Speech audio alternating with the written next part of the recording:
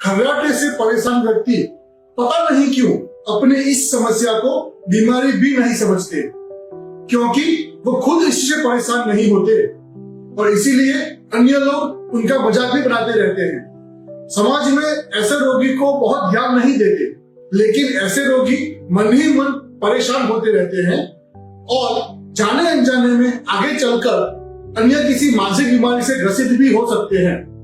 कुछ लोग कुछ अवसर पर ही खर्राटे लेते हैं, वहीं पर कुछ लोग इस समस्या से इतने ज्यादा परेशान होते हैं कि एक कमरे में उनके साथ अन्य लोग सो भी नहीं सकते।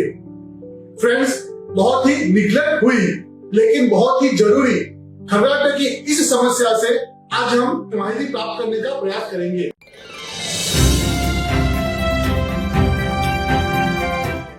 हेलो फ्रेंड्स, मैं वैद्य जयदीप नायक आपके अपने YouTube channel happy healthy life पर एक बार फिर से आप सबका स्वागत करता हूं। एक बात हम सब जानते हैं लेकिन ध्यान नहीं देते कि खर्राटे की समस्या रात के सोने के समय ही होती है।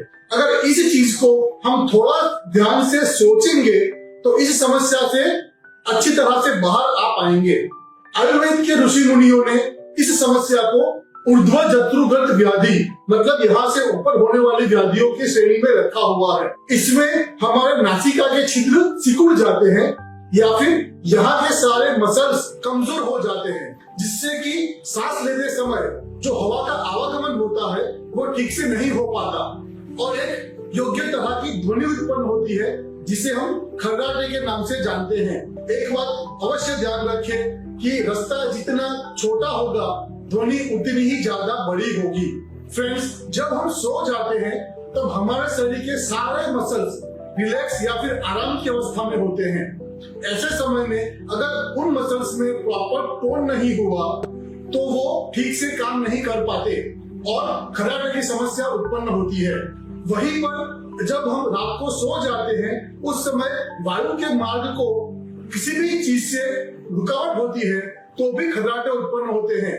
मतलब खर्राटे होने में वायु और कफ आयुर्वेद के सिद्धांत के हिसाब से इन दो की प्रमुख भूमिका है, ऐसा हम समझ सकते हैं। चलिए इसे होने के कुछ प्रमुख कारणों को आज हम समझते हैं। एक, नींद से जुड़ी हुई कुछ समस्याएं इसका प्रमुख कारण है। दो, नाक में या फिर गले में सर्दी, जुकाम, टॉन्सिल इत्यादि में से किसी भी बीमारी से कफ की मात्रा का ज्यादा होना। तीन, थायराइड, मोटापा, हृदय की बीमारियां इत्यादि में से ऐसी काफी सारी बीमारियों के लक्षण के रूप में इसका प्रकट